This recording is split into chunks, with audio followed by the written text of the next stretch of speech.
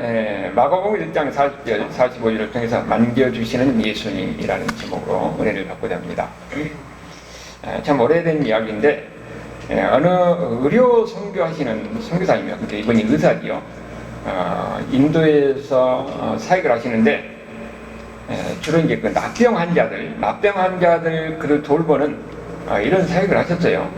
이제 그분이 이제 나이가 이제 들어서 한국으로 돌아올 때게 어느 이제 호텔에서 귀가하셨지요. 근데 이제 호텔에서 앉아 있는데 갑자기 다리 한쪽이 감각이 없어요. 그래서 기겁을 한 겁니다. 뭐냐면은 그분이 납병 환자들 많이 돌보고 가르쳤잖아요. 의사라고 해서 납병에 안 옮기는 법이 없어요. 그러니까 바늘로 자기 다리를 찔러봤어요. 감각이 없는 겁니다. 얼마나 놀랬겠어요. 그런 가운데 이제 나중에 이제 그 불안한 가운데 있다가 나중에 이제 시간이 지나니까 다행히 다리가 풀리는 거예요. 그래서 이제 감각이 들어왔지요. 그러니까 의사도 납병 환자를 돌보는 가운데 납병이 얼마나 무서운 것을 아는 거지요. 납병이 뭡니까? 문둥병이라고 그러잖아요. 그렇게 무서운 거예요. 오늘 이야기가 바로 이 납병 환자에 관한 이야기인데 납병을 고치는 이야기입니다. 그런데 우리가 이 납병을 우리가 보면은 그것이 일종의 피부병인데 피부병 같이 취급하지 않아요. 납병에 걸린 사람은 특별 취급합니다. 이 사람들은 우리가 지금은 우리가 보이진 않지만은 불과 오래전에도 납병은 우리가 볼 수가 없죠. 왜냐면은 납병 걸리면 다 어떻게 됩니까? 다 어떤 그들만이 살 수 있는 곳으로 다 보내져요. 한때는 소록도로 가가지고 소록도로 납병 환자를 다 보냈었잖아요. 지역마다 한때가 그런 거 있었어요.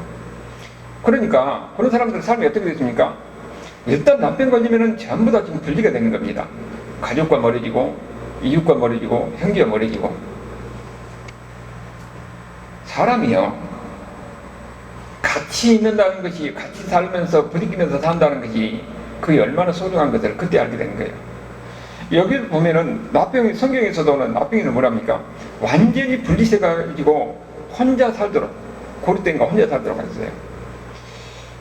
우리가 이 납병을 성경에서 보니까 부정하다고 이렇게 이야기를 하고 있어요. 부정하다.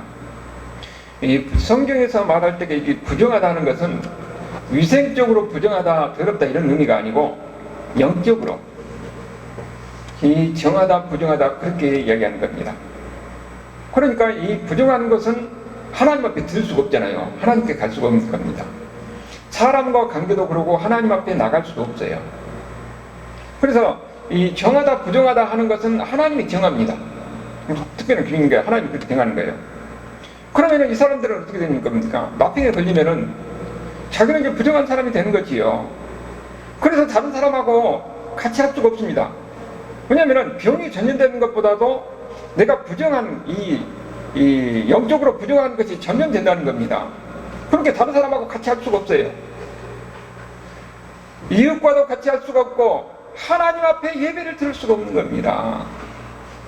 그러니까 납병 걸린다는 것이 얼마나 필요한가.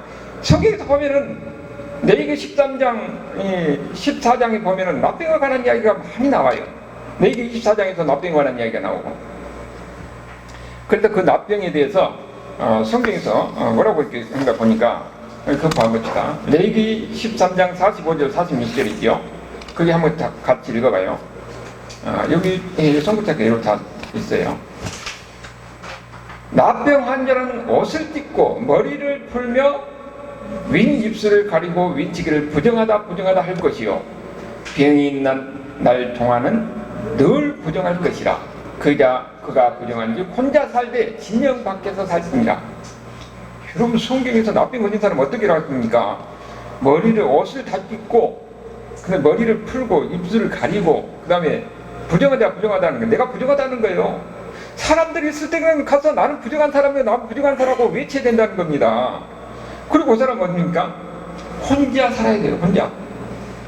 여러분 이런 사람이라는 것을 우리가 상상해보면 얼마나 비참하고 얼마나 고통스러운가 하는 것을 알 수가 있는 거죠. 우리가 이 납병 걸리는 삶이라는 것을 우리가 성경에서 나오는데, 여러분 설악도 가봤어요? 설악도? 설악도 가면은 납병 걸린 거 이렇게 봤지요. 그리고 또 설악도만이 아니라 한 지역에서 그 납병 환자들 수용소가 있는 겁니다. 여러분, 그런데 성경에서 보니까 왜 납병에 걸렸는가 하는 것은 우리가 알 수가 없잖아요. 근데 성경에서는 납병 걸린 사람들이 나오는데 그 사람들이 다 죄 때문에 지었다고 이 납병 걸렸다고 그렇게 나와요. 구절로 보면은 민수기 12장 9절 10절 보면은 거기 누구냐면은 거기가 모세의 누이인 미리암이 납병 걸렸어요. 왜 납병 걸리냐면은 모세의 권위에 도전하는 겁니다. 너만 하나님의 은혜를 받았느냐? 너만 하나님 말씀 받았느냐? 나도 은혜를 받은 사람이다 하면서 모세의 권위에 도전한 겁니다. 그러니까 미리암이 납병 걸린 거예요. 그런데 그 납병 걸린 걸 뭐라고 그렇게 이야기하고 있어요? 납병 걸려서 누가 같이 했더라. 그러면 하나님 본적 이미 납병 걸렸더라. 하나님의 진노하시고. 그러니까 하나님이 세운 모세의 권위에 도전했다가 결국은 모세의 누이잖아요. 근데 그 납병이 걸려가지고 이미 눈과 같이 해줬더라. 그러니까 이 납병을 사실상 눈과 같이 해준 것은 아닌데 그것이 어떻게 했는지 모르지만은 좀 특별할 것이다. 우리가 그렇게 보는 거예요. 하여튼 여기도 그렇게 납병이라고 이야기하고 있죠. 그러니까 죄를 저는 결과가 이렇게 됐다는 거지요. 그리고 그것만 있는 것이 아니라 우시아 왕도 마찬가지입니다. 역대하 26장 나오는 이야기인데 우시아는 하나님 앞에 선한 왕이에요. 그리고 그는 훌륭한 왕이었습니다. 많은 치적을 이루고 그리고 이스라엘을 강건하게 한 왕이었어요. 근데 나라가 강해지고 그러니까는 사람이 이제 또 교만해져가지고 어떤 일까지 하느냐, 자기가 해서는 안 되는 제사장 일까지 하게 되는 겁니다. 제사장이 그 분양하는 것은 제사장만 하라는데 자기가 하려고 하니까 아사랴 제사장이 왕이요, 그건 안 됩니다. 그러니까 왕이 화를 내요. 그러니까 화를 낼 때 그때 이마에 문둥병이 걸린 거예요.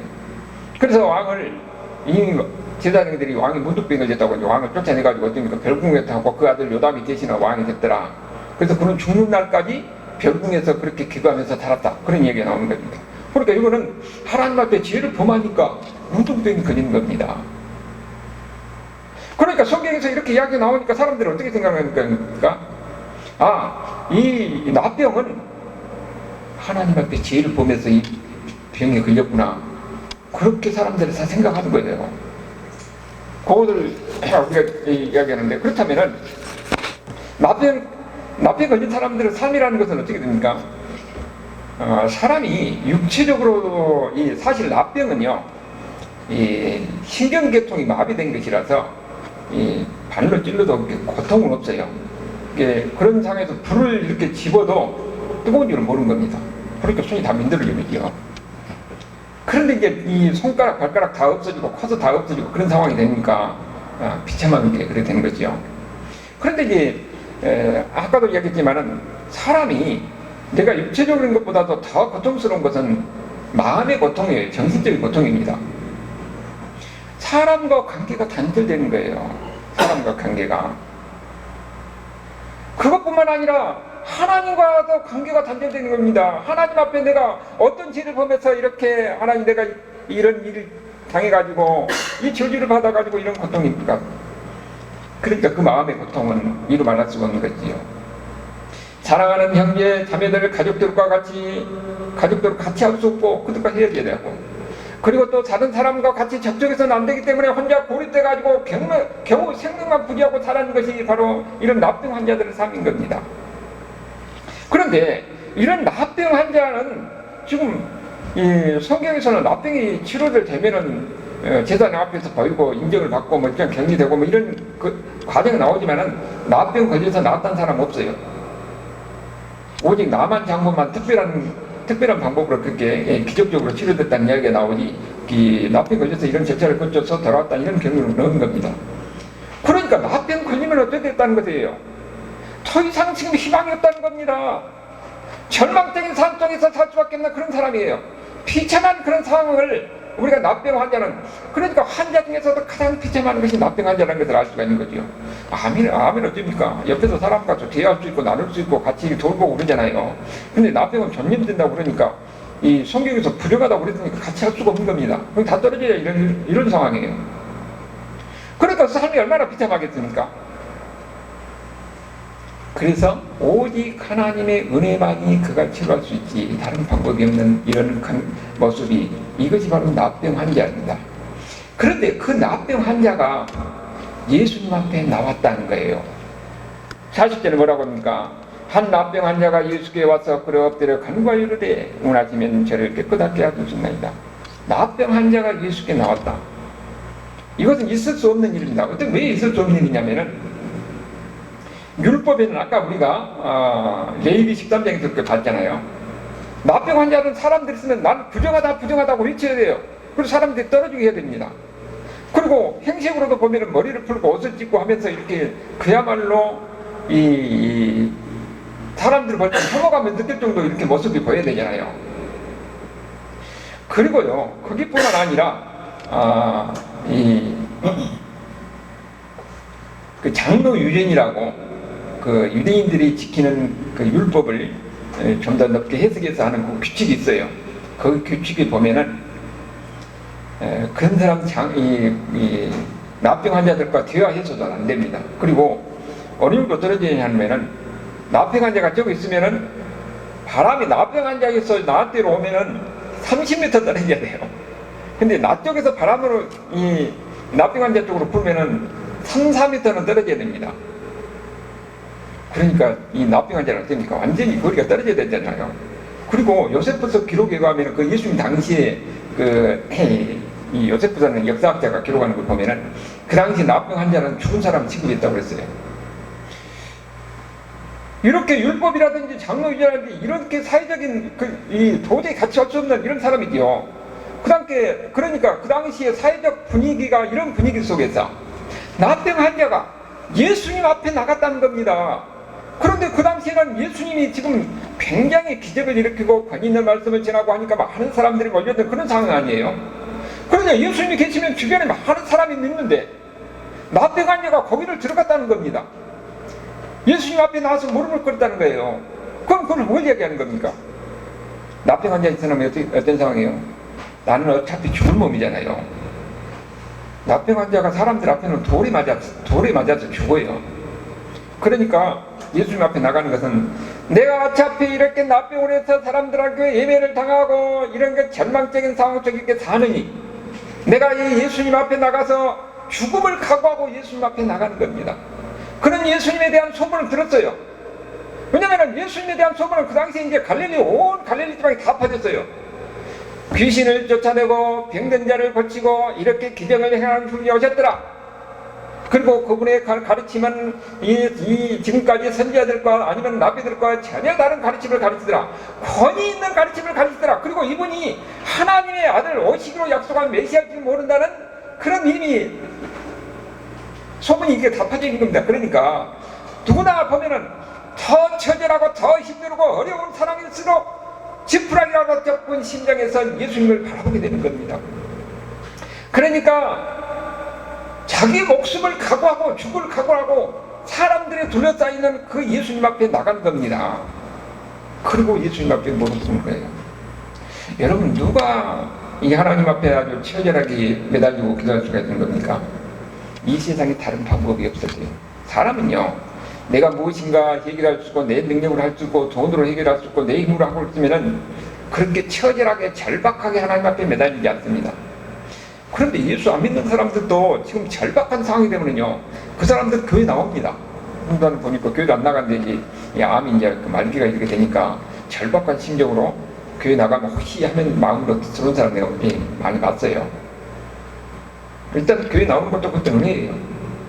사람 보면은 인간의 한계, 처절한 그런 상황에서 절박한 감정이 있을 때에 하나님 옆에 나온 거, 그것도 예수님이 원하신 겁니다. 납병 환자가 여기서 지금 왜 이 이야기를 했겠어요? 이미 사람으로부터 처절하게 외면을 받고 외롭고 고립되고 슬프고 절망적인 그 상황에 있는 납병 환자가 자기가 목숨을 각오하고 맞아 죽을 것을 각오하고 예수님 앞에 나왔다는 사실 자체는 대단한 메시지를 우리에게 주는 거지요. 여러분도 그러니까 우리는 이 납병 환자가 죽을 각오로 예수님 앞에 나오는 것 같이 우리도 문제가 있을 때는 하나님은 우리를 향한 부르신 하나님의 음성이라는 것을 우리가 깨달아야 합니다. 하나님은 우리를 부르시고 있는 거예요. 하나님은 우리가 예수님 앞에 나와서 무릎을 꿇고 예수님 앞에 매달리고 기도하는 것, 그것을 하나님은 원하신 겁니다. 거기에 예수님의 사랑이 있고 예수님의 은혜가 있고 예수님의 위로가 있고 거기서 예수님의 능력을 경험하는 것이지, 내가 예수님 앞에 나가서 저절하니 목숨을 걸고 절절한 모습으로 예수님 앞에 부르지 않으면은 예수님이 우리에게는 우리가 예수님을 경험할 수도 없고 예수님을 우리가 알 수도 없는 겁니다. 여기 보면은 납병 환자가 그런 심정으로 나오는 거예요. 예수님만이 유일한 소망이기 때문에 그런 거죠. 그리고 누가복음 5장 12절에 보면 이 누가가 누구냐면은 의사예요. 의사. 의사가 본 입장에서 납병 환자 모습을 기르고 있는 걸 누가복음 5장 12절에 나왔는데, 그건 뭐라고 했습니까? 예수께서 한 동네에 계실 때 온몸에 납병이 들린 사람이 있어 예수님을 보고 엎드려 예수님 앞에 跪다, 이런 이야기 나오죠. 그러니까 의사의 누가가 볼 때는 온몸이 다 납병 환자 흔적이 다 보이는 겁니다. 여러분 납병 받으면 납병 흔적을 봤잖아요. 봤죠? 코가 없잖아요. 코도 없고 귀도 없고, 아니면 그 나균이 눈으로 들어가면 시력을 잃어요. 손가락이 다 불러진 거예요. 그러니까 누가가 볼 때는 이미 다 납병하는 게 이런 모습이 다 보이는 겁니다. 그래서 그렇게 기록이 났대요. 그러면은 우리가 보면은 이제 이런 고통이라는 것은 사람이 또 우리가 하나 신체적인 결함이 있어도 그것이 우리에게 굉장히 컴플렉스가 되는데, 이런 모습은 얼마나 참 오랫동안 고통을 받았는가 하는 걸 우리가 짐작할 수가 있는 것이죠. 그런데 그 고통은 육체적인 고통보다도 아까도 이야기했지만 마음의 고통이 더 큰 겁니다. 사람이 보면은 다른 사람한테 위면을 받고 번을 받고 그리고 외롭고 이런 것이 얼마나 고통스러운가. 사람은요, 이 외로움, 그 외로움이 결국은 그것을 우울증을 만들게 하고 그런 경우가 많이, 그렇게 사람과 관계하는 것이 얼마나 중요한가. 사람은 그렇게 만들어졌겠습니까? 그런데 성경에 보면은 왜 이렇게 납병에 관한 기록이 많이 기록이 되어 있어요? 모세 오경에도 보면은 레위기에도 납병에 관한 이야기가 많이 나오고, 다른 데서도 여기서도 복음서에도 보면 납병에 관한 이야기가 많이 나옵니다. 왜 납병에 관한 이야기가 이렇게 많이 기록되었을까? 그냥 의미가 없는 것 아니거든요. 바로 우리가 영적인 납병 환자라는 것을 우리에게 가르쳐주기 위한 하나님의 메시지가 드리는 겁니다. 세상의 사람들은 자기들이 자기 생각대로 이렇게 산다고 하지만은 그들은 하나님을 알지 못하는 가운데서 납병 환자같이 죽음의 길로 가고 있다는 겁니다. 납병 환자는 뭐라고 그랬습니까? 고통이 없어요. 고통이 없으니까 육체적인 그런 이 통증이, 사람이요, 이 통증이 있다는 것이 우리가 정말 복이에요. 아니 통증이 있으니까 배가, 예를 들어서 신장에 결석이 있으면 그 배가 막 아파야지요. 아프면 아이고 죽겠네 하면서 병원에 가잖아요. 그러면 거기서 이제 치료하는 거예요. 그러니까 이 고통은 하나님이 우리 몸을 보호하기 위한 하나님의 지혜예요. 여러분은 그런 육체적인 것뿐만 아니라 우리 삶을 통해서도 고통이 있다는 것은 그것이 우리에게 복입니다. 고통을 통해서 우리는 뭐합니까? 인간의 한계, 인간의 부족함을 느끼고 하나님 앞에 나와서 매달리게 되는 것이고, 그리고 자기 자신을 돌이켜보면서 왜 내가 이런 고통을 당하고 내가 이런 어려움을 당하는지 생각해 보는 거예요. 그것이 지혜로운 사람입니다. 그런데 영적인 납병 환자들은 어떻게 됩니까? 고통은 뭔가, 왜? 내가 죄인이라고 생각을 안 하기 때문에. 세상에 있는 사람들은 보면 자기가 죄인인 것을 생각을 못합니다. 그렇기 때문에 자기들은 고통을 느끼지 않아요. 그냥 납병 환자같이 어디 갑니까? 그 계속되는 이런 고통 속에서 죽음을 향해서, 지옥을 향해서 가는 거예요. 누가 그러보면은 이 죄에 대한 고통을 느끼느냐? 예수님을 만난 사람이에요.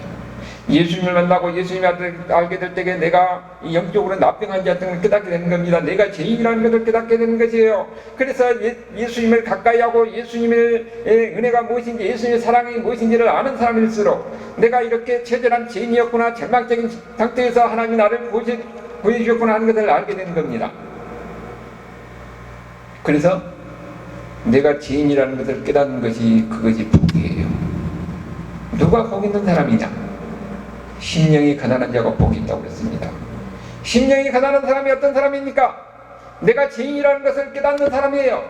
나는 희망이 없구나, 절망적인 사람이구나. 그런데 그런 가운데서 예수님 앞에 나와서 예수님께 내달리는 거죠. 이런 사람이 복 있는 사람이에요. 그런데 예수님을 알지 못하면 내가 죄인지를 깨닫지 못하는 겁니다. 그렇기 때문에 내 생각대로 내 설계대로 인생을 살려고 하는 거예요. 그런데 그들을 가는 것은 뭐라고요? 마지막은 지옥이고 절망이고 망하는 길로 가는 것이라는 것을 우리에게 가르쳐주는 거예요.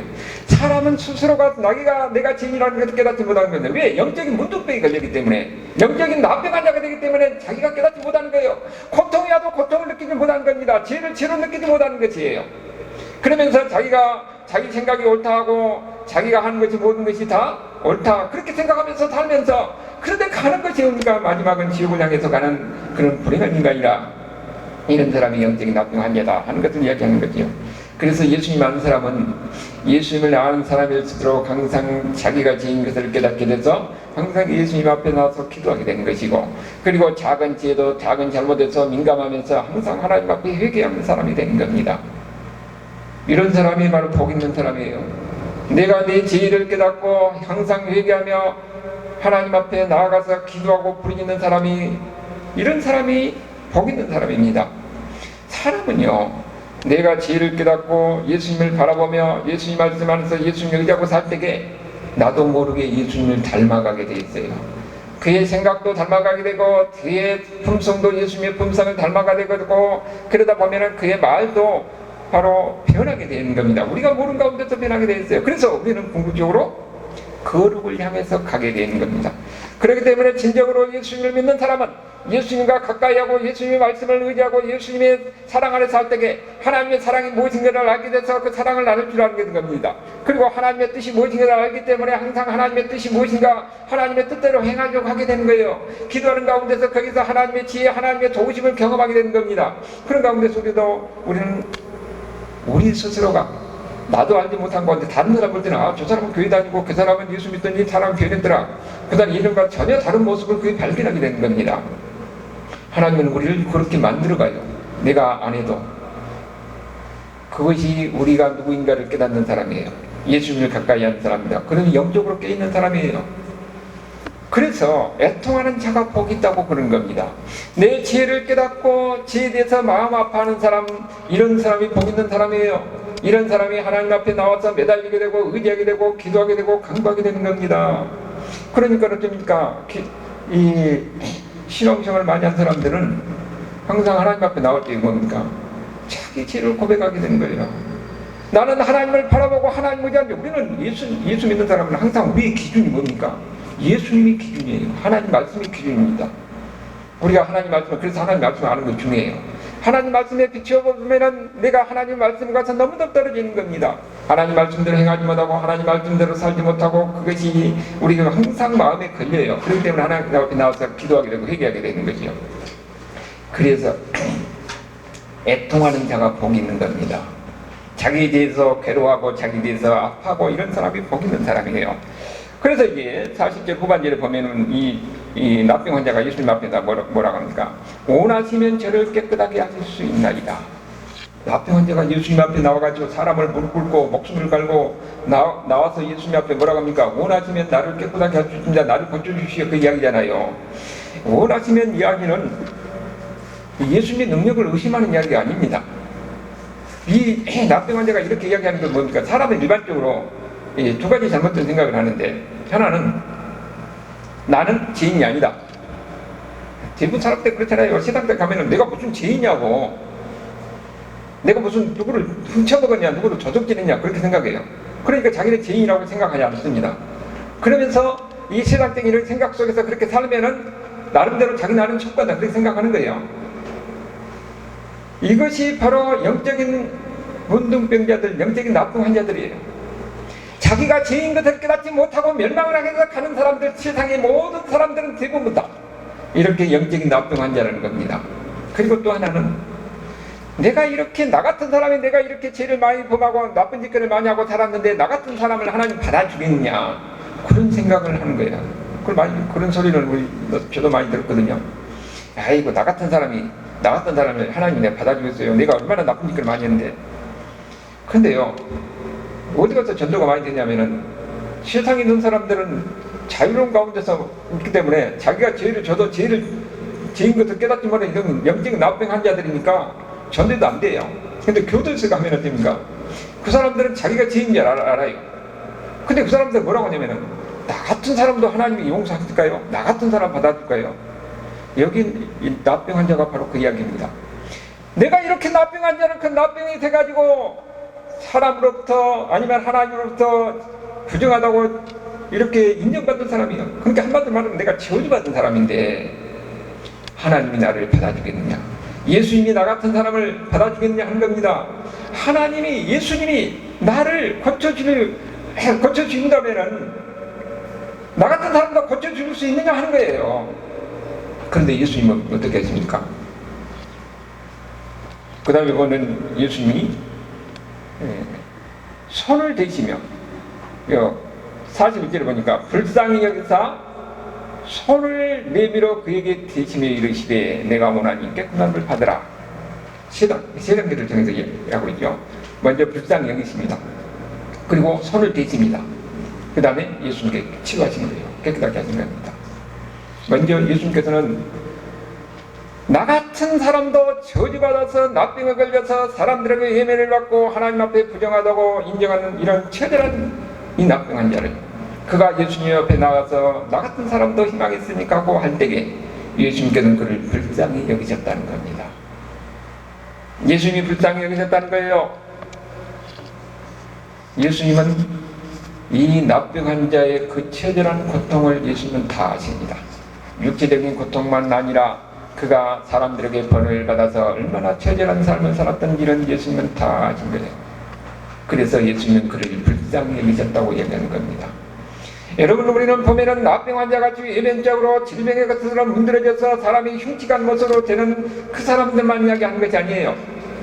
영적으로는 나병 환자에 걸려가지고 자기가 죄인 것을 깨닫지 못하고 세상에서 자기 생각대로 하면서 하나님 앞에 죄를 짓고 있음에도 불구하고 죄인 것들 있는지도 모르고 살아가는 수많은 사람들, 하나님은 그들이 하루속히 돌아와서 그들이 죄에서 벗어나서 하나님의 은혜 안에서 총백성으로 살기를 원하는 겁니다. 그렇기 때문에 예수님은 누구든지 그들이 예수님 앞에 나오면 다 불쌍히 여기는 겁니다. 이 나병 환자와 같이 깨닫지 못하는 이런 처절한 이런 질병뿐만 아니라 우리는 누구든지 이 세상에 예수 믿는 사람도 살다 보면은 우리의 마음속에는 죄적인 이런 정욕이라든지 이런 제약적인 이런 모습이 끊임없이 반복됩니다. 그럴 때에 우리가 예수님 앞에 나가서 매달리고 기도하고 용서를 구할 때는 예수님은 먼저 우리를 불쌍히 여긴다는 사실을 믿으시길 바랍니다.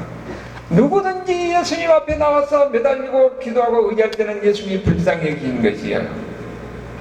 나병 환자뿐만 아니라 여기 나병 환자는 나 같은 사람도 하나님이 받아줄까 했는데 그도 받아주잖아요.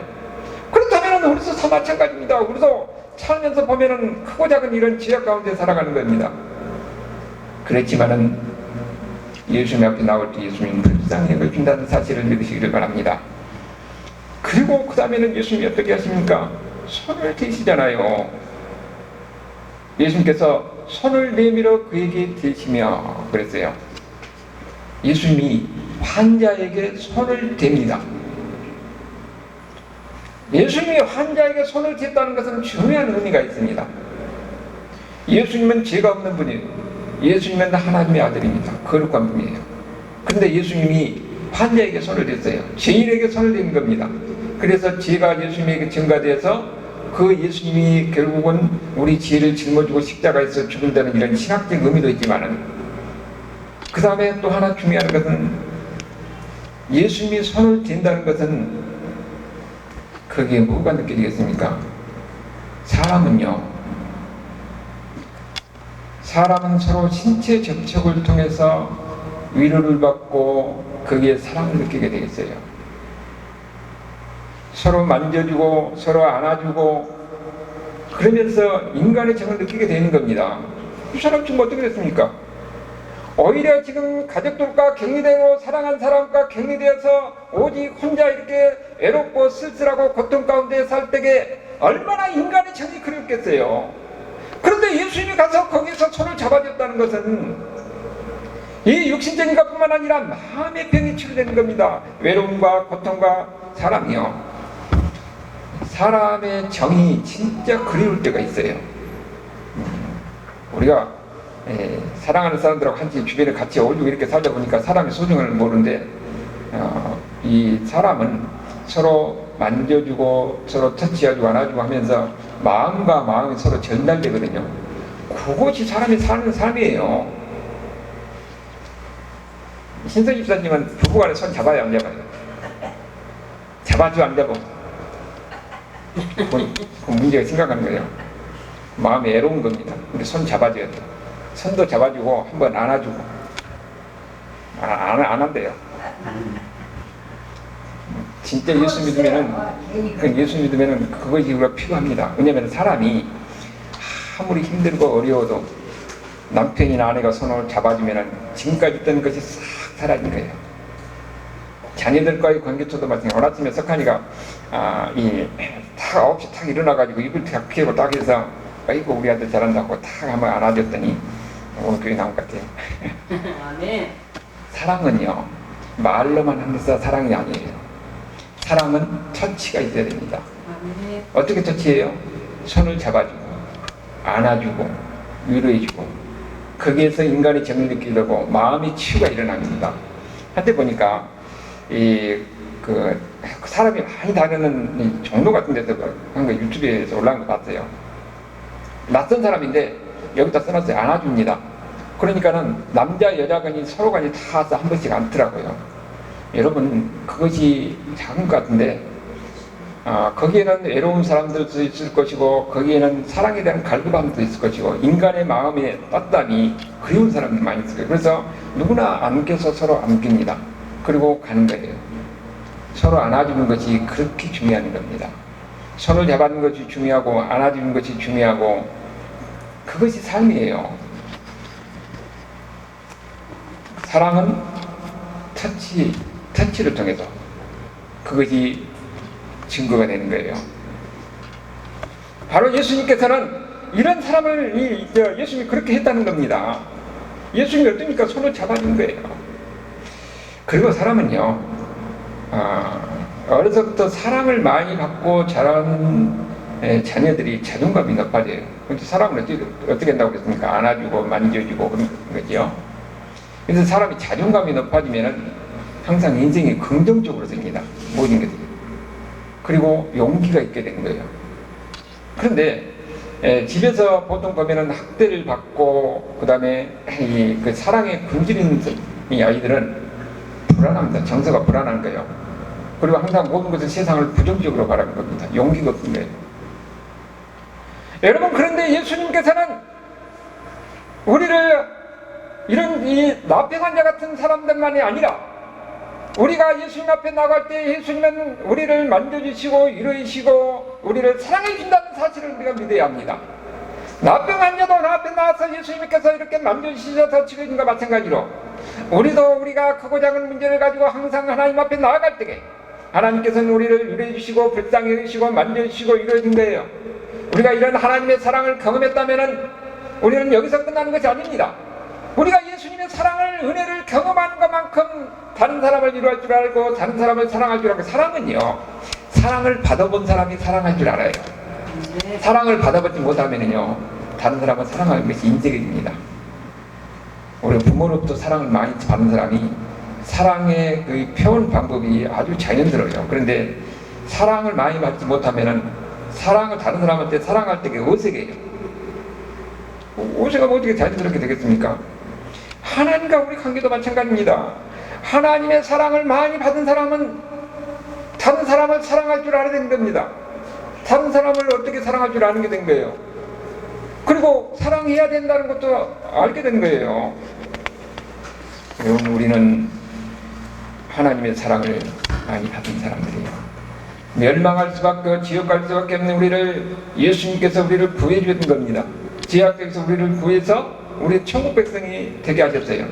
그리고 우리가 마지막에 갈 것은 우리는 천국입니다. 이 땅에 살고 있지만 좋은 게 천국에 살 사람이에요. 성령 하나님께서 항상 우리와 함께 하셔서 우리가 슬프고 외로울 때에 우리를 위로해주시고 때로는 힘을 주시고 때로는 위로를 해준다는 것을 여러분의 삶 속에서 경험을 해야 됩니다.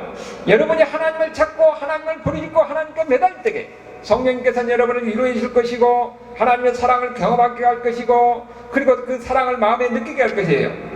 그런 사랑을 느끼면 그 사랑을 느끼는 것으로 끝나는 것이 아닙니다. 그것을 내가 다른 사람을 사랑해보고 다른 사람을 용서해보고 다른 사람을 이해하게 될 때에 그 사랑이 더 어떤 것인가를 내가 경험하게 되는 거예요.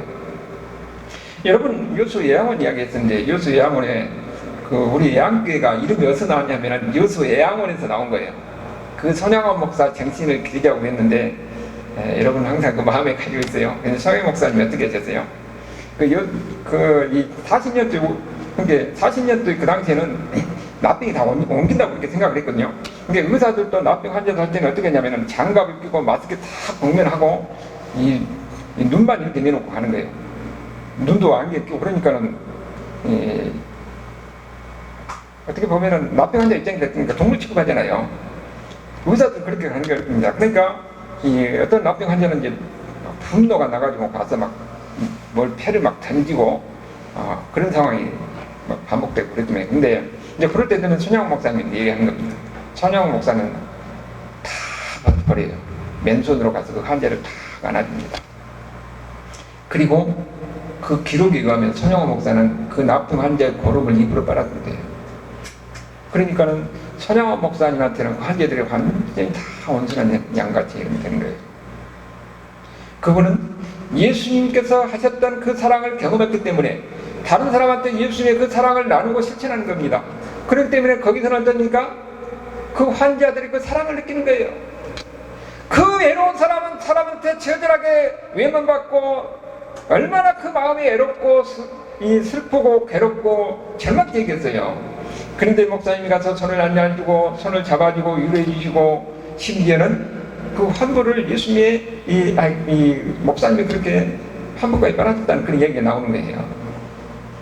거기서 하나님의 사랑을 느끼는 겁니다. 우리가 그렇게까지는 못한다 할지라도 우리가 하나님의 사랑을 받은 것만큼 우리도 사랑을 나눠주고 같이 안아주고 같이 이루어주고 그때 거기에서 하나님의 사랑을 같이 나누고 같이 경험하게 되는 겁니다. 천국이라는 것은 다른 게 아니라 사람과 관계 속에서 천국이 오는 거예요. 내가 사랑을 받은 만큼 다른 사람을 사랑하고 나눌 때 거기서 천국이 이루어지는 겁니다. 그래서 이 세상이란 이 성경에서 계속적으로 납병 환자를 이야기하는 것은 아직도 수많은 사람들이 자기가 영적인 납병 환자임에도 불구하고 자기는 납병 환자임도 모르고 항상 어디로 가고 있다고요? 멸망의 길로 가고 있다는 것이 안타까운 것입니다. 그렇기 때문에 우리가 하기를 뭡니까? 이런 하나님 앞에 나오면은 그들이 영적인 납병이 치료되는 겁니다. 어떻게 치료되는 겁니까? 예수님을 만나게 되면 내가 얼마나 죄인지 내가 이 죄로 인해서 멸망할 수밖에 없는 것을 깨닫게 되는 겁니다. 그래서 예수님을 믿을 때에 그 죄의 문제가 해결돼서 우리는 이제는 다시 이런 영적인 납병 환자가 아니라 거기들 치료를 받아서 하나님의 사랑, 하나님의 위로를 느끼는 겁니다. 어떻게 하나님의 사랑을 느끼는 겁니까? 하나님이 우리를 만져주시고 위로해주는 겁니다. 사람은 인생에 살다 보면 슬픔도 있고 괴로운 일도 있고 많은 아픔이 다 있는 거예요. 그럴 때에 우리는 사람으로부터 대화를 통해서 상담을 통해서 문제를 해결한다 하지만 거기는 인간이기 때문에 한계가 있어요.